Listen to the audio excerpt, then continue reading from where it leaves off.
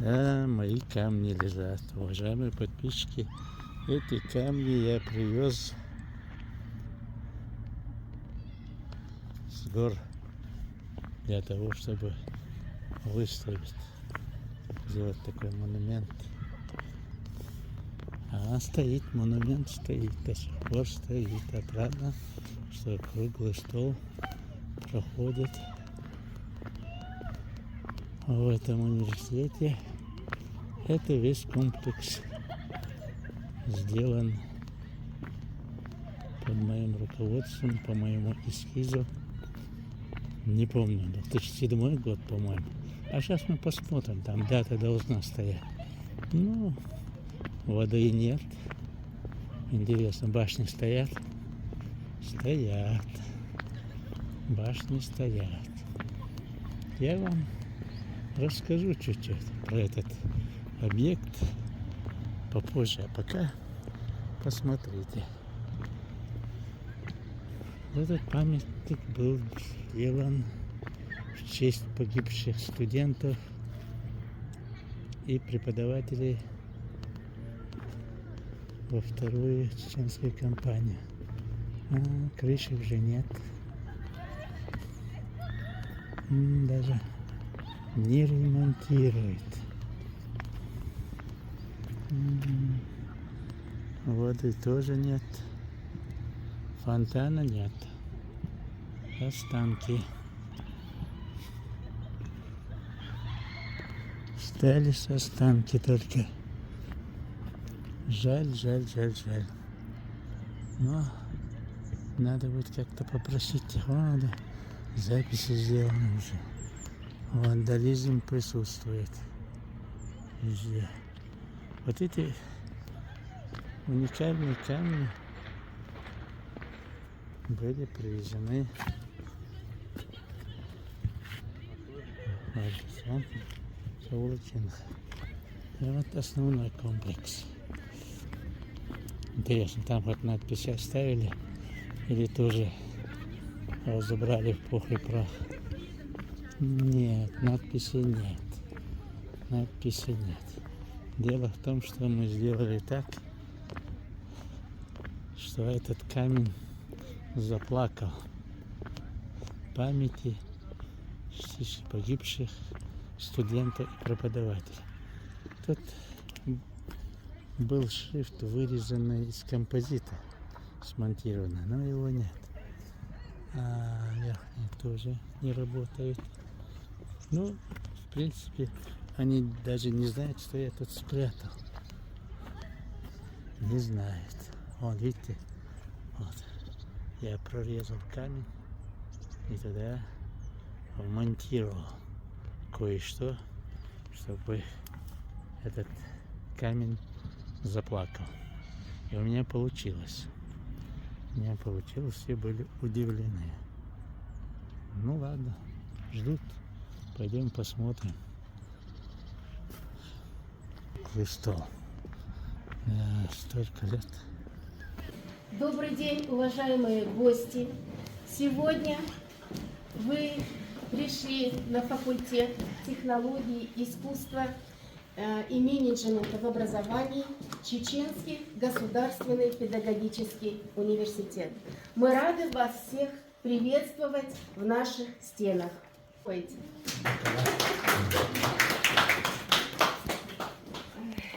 Сегодня у нас очень значимое мероприятие.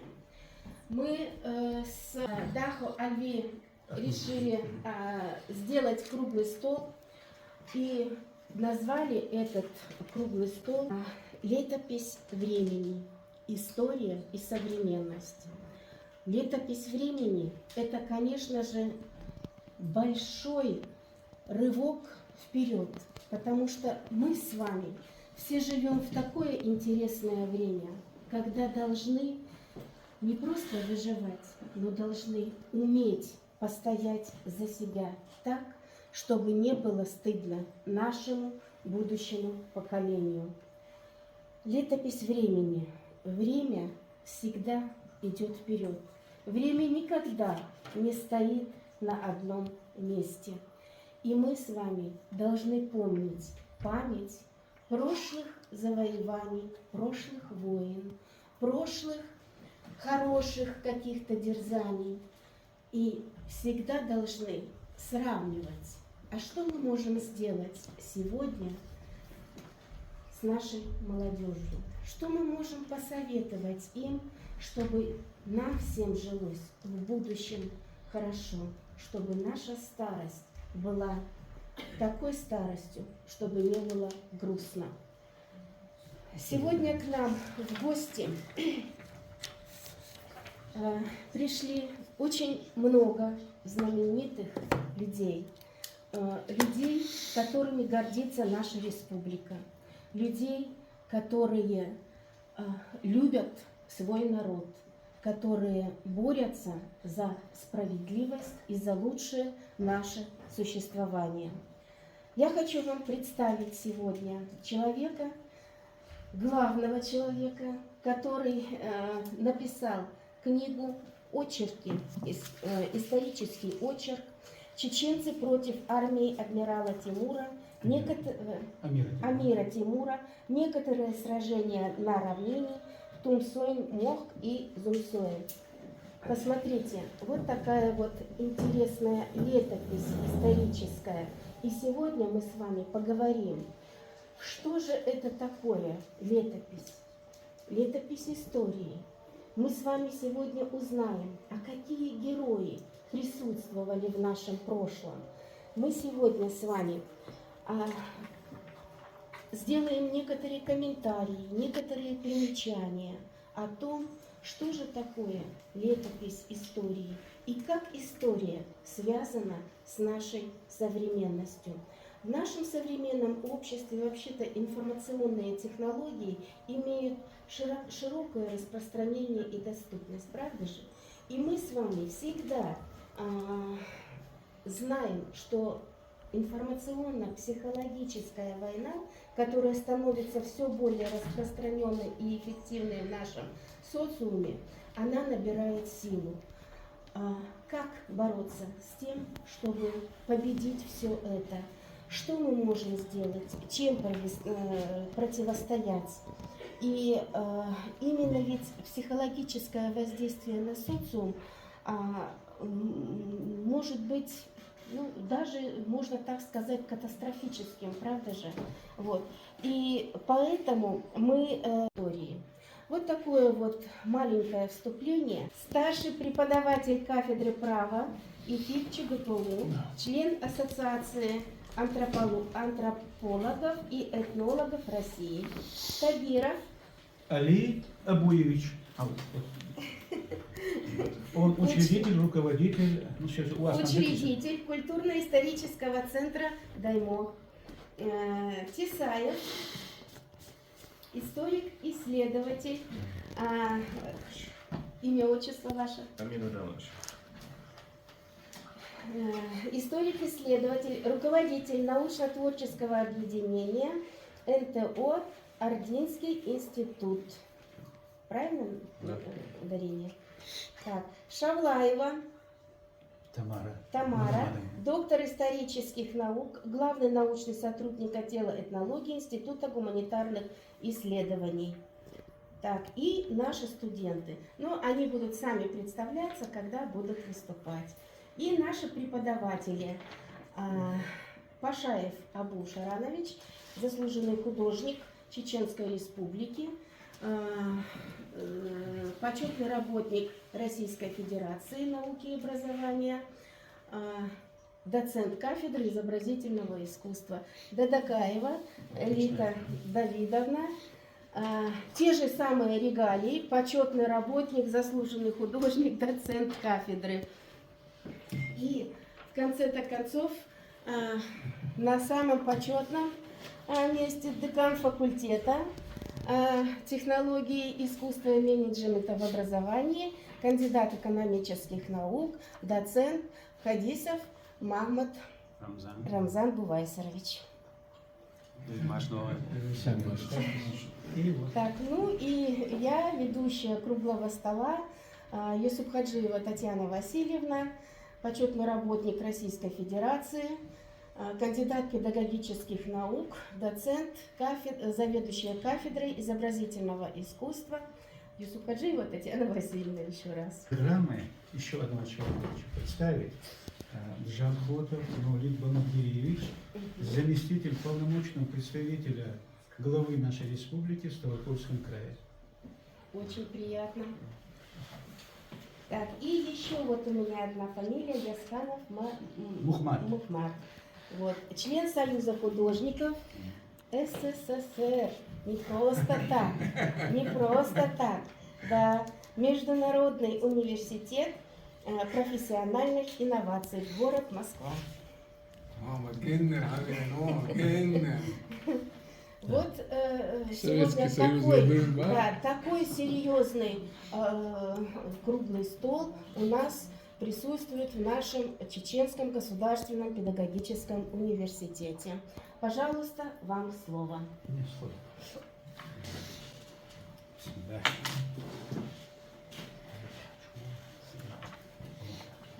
Сейчас он зайдет. Вы открыли, я тоже скажу немножко вот к открытию. В первую очередь я благодарен каждому из вас, из приглашенных участников, преподавателям, студентам, всему коллективу факультета Чеченского государственного университета. Вот вы выступили инициатором проведения данного форума. Это очень благородное, хорошее мероприятие. Я надеюсь, так оно у нас на этом ключе и пройдет.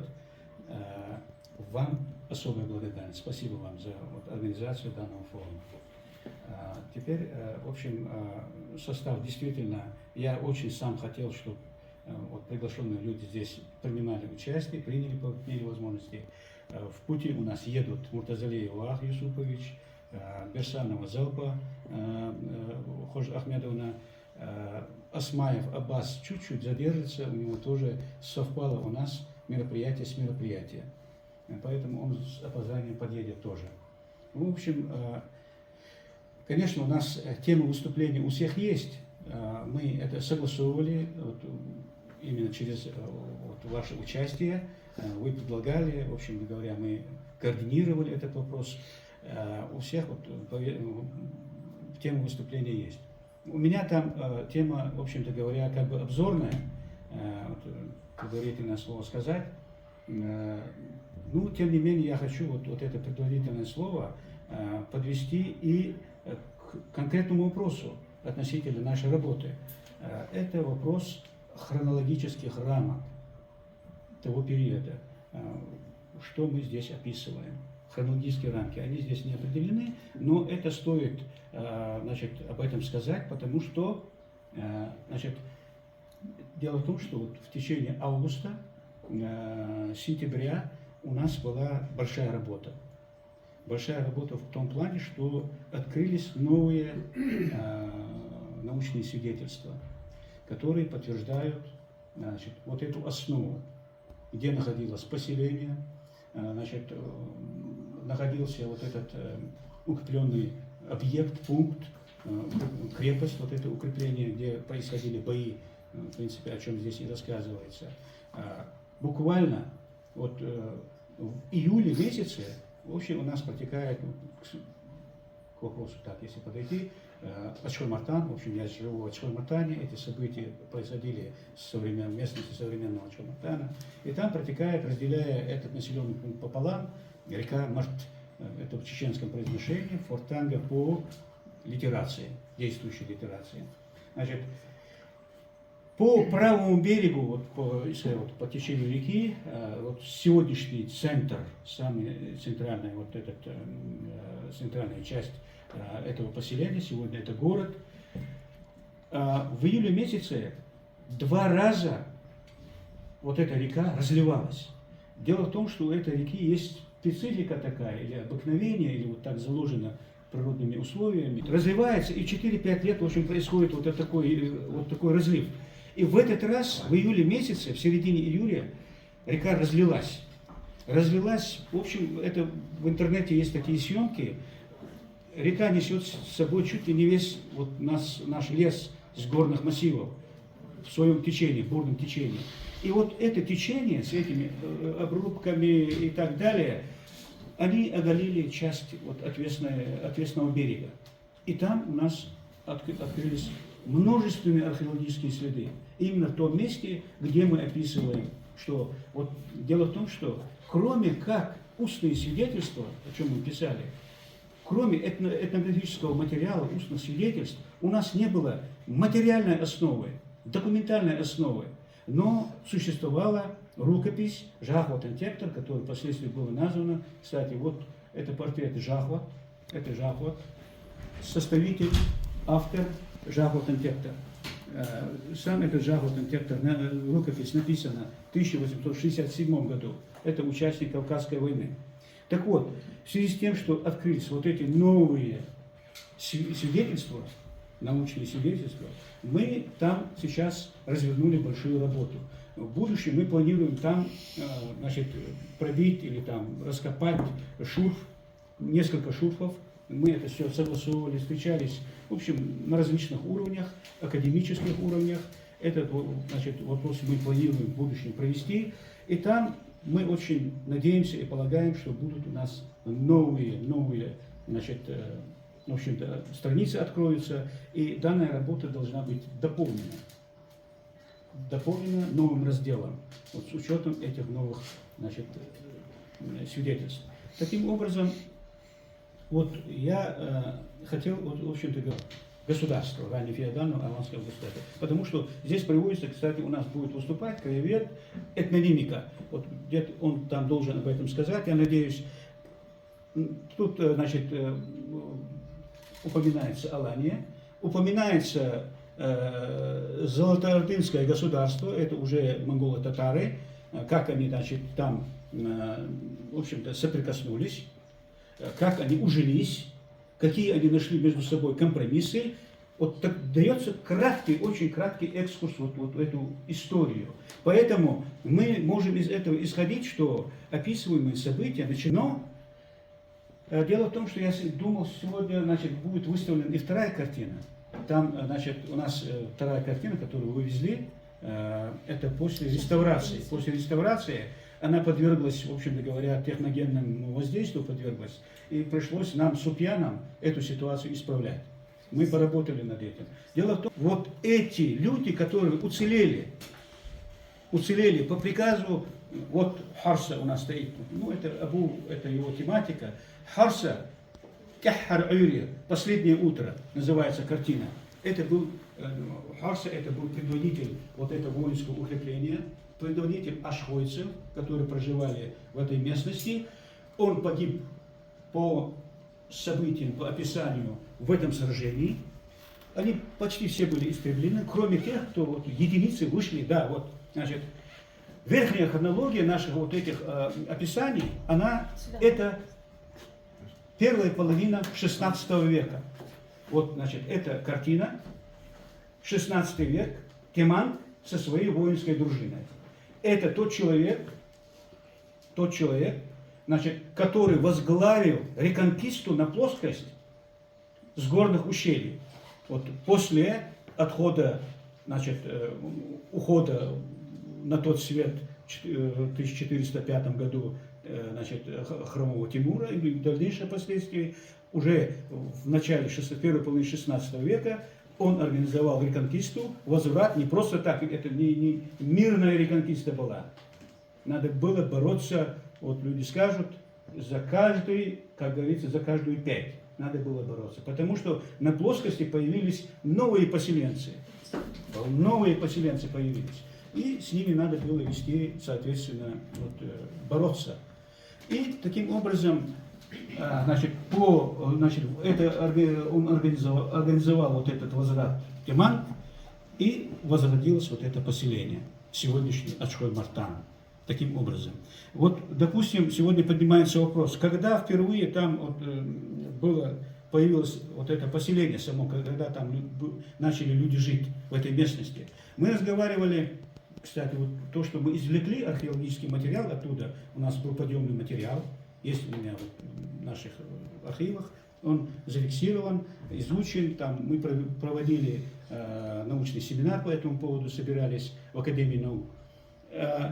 И когда мы начали разговаривать, его анализировать, изучать, исследовать, значит, были разные мнения. Допустим, наш руководитель Центра археологических изысканий или исследований, Султан, значит, он говорил, что он выходил на поздний аланский период, датировал он вот этот подъемный материал этим временем.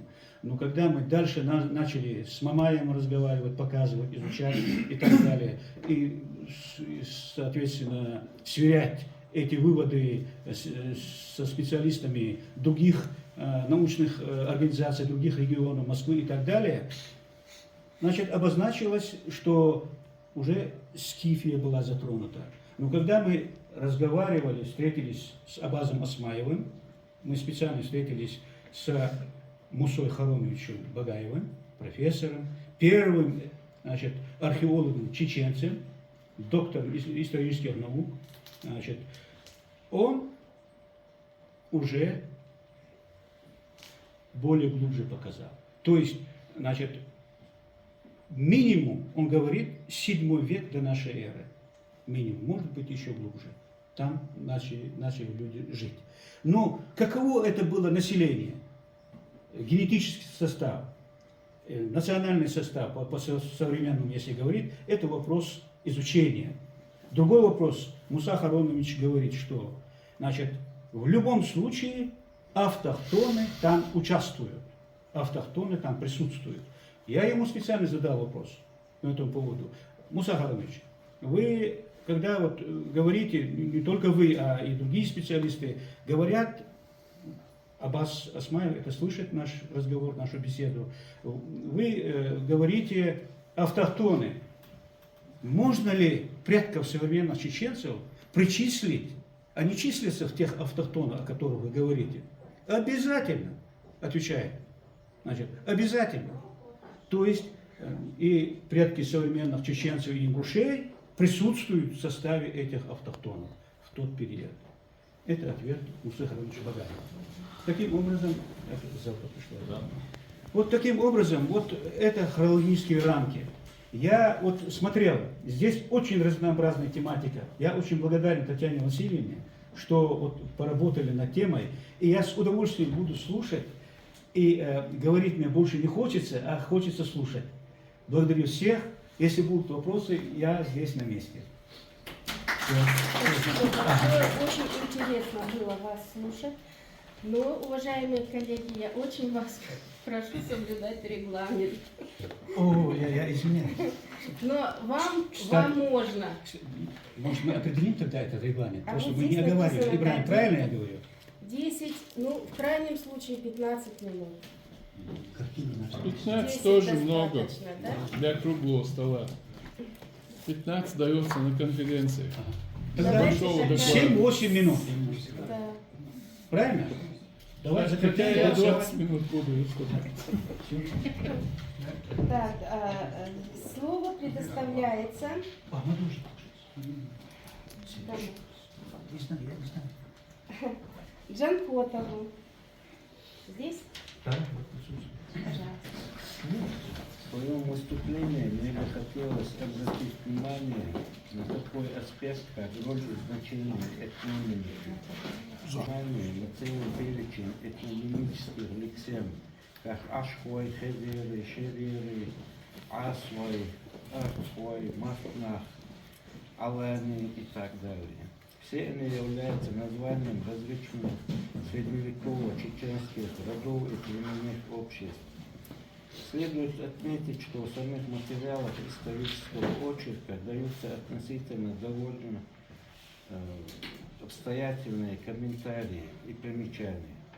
Кроме них представляет интерес такие понятия, как онхи, меркви, определяющие социальный статус носителей таких названий общества. К категорию относится понятие отражающее функциональный статус.